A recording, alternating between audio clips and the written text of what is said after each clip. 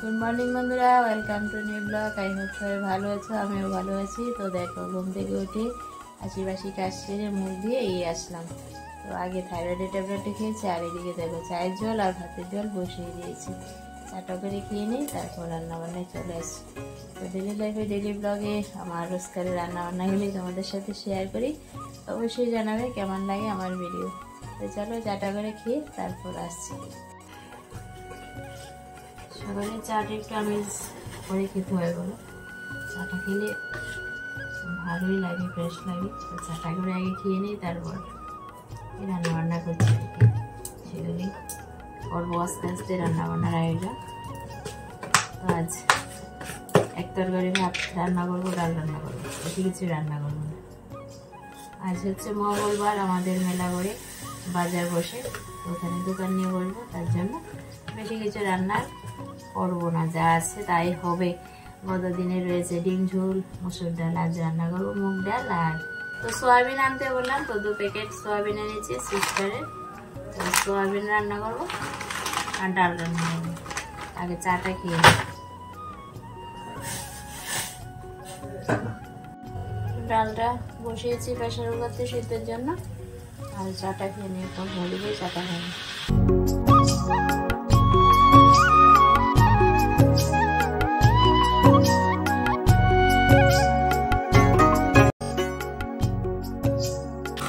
সয়াবিনটা বন্ধুরা গরম জলে ভিজিয়ে রাখবো, সফট নরম থাকবে, খেতেও ভালো লাগে। আর এদিকে দেখো ভাতের জলে আগ উঠেছে, চাল দিয়ে দিতে হবে। চালটা দিয়ে দিই।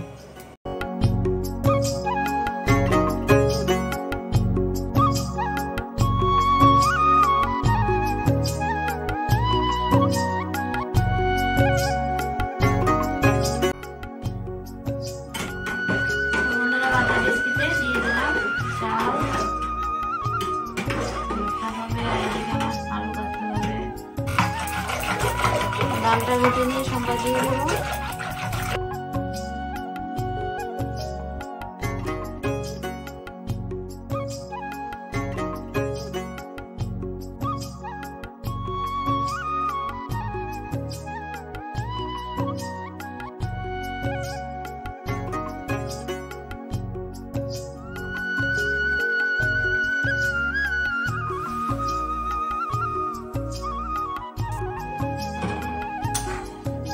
ডালটা সম্বাদ দেওয়া হয়ে গেছে আমাদের। চলো ঝটপট রান্নাটা সেরে নিচ্ছি। ডালটা হয়ে গেছে, হালকা পাতলা মুগ ডাল রান্না করলাম। ডালটা নামিয়ে নেব, পাটও হচ্ছে, ডালটা নামিয়ে নিচ্ছি। দেখো বন্ধুরা, আমি সয়াবিনটা ভালো করে ধুয়ে নিয়েছি, আর এই যে আলু সেটা করে একসাথে করে নিয়েছি। এখন চিকেনের মতন ভালো করে ভেজে কষিয়ে রান্না করবো আজ সয়াবিনটা।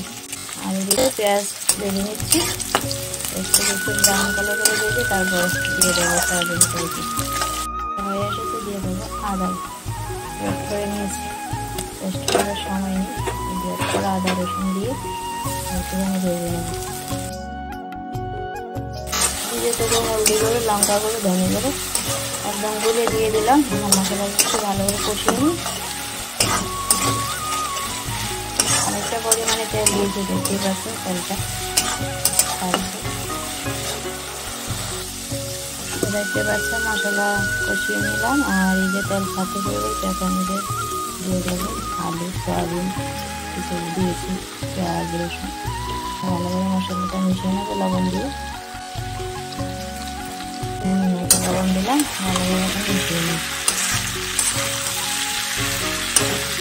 তো দেখো বন্ধুরা, মশলাটা ভালো করে কিন্তু মিশিয়ে নিলাম। এখন কিছুক্ষণ পর পর নাড়াচাড়া দিয়ে একটু ভাজা ভাজা করে কষিয়ে নেব, চিকেনের মতন ভালো করে কষিয়ে তারপর সয়াবিনটা রান্না করবো। মশলাটা মিশিয়ে নাড়াচাড়া দিতে থাকবো কিছুক্ষণ পর পর। চিকেন যেভাবে আমরা কষাই সেভাবে কষিয়ে নেব।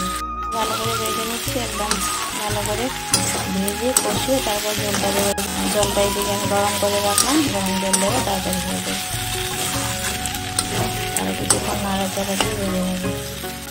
সয়াবিনটা একদম ভাজা ভাজা করে কষিয়ে নিয়েছি, এখন ঝোল দিয়ে দেবো। জল করে দিচ্ছি।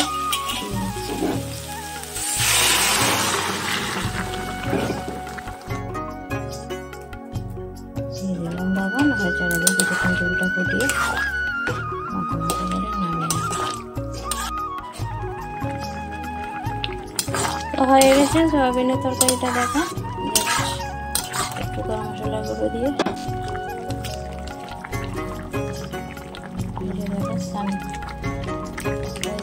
গুঁড়ো মশলাটাও দিয়ে দিলাম, নাড়াচাড়া দিয়ে মিশিয়ে নামিয়ে নেব।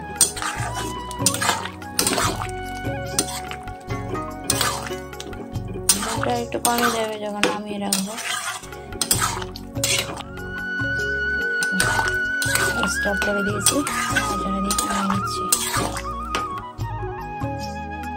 তো বন্ধুরা দেখো সয়াবিনের তরকারিটা নামিয়ে নিচ্ছি। একদম দেখতে হালকা পাতলা হয়েছে, কিন্তু ঠান্ডা হলে অনেকটাই মানে ঝোলটা কমে ঘন হয়ে যাবে, মাখো মাখো হয়ে যাবে।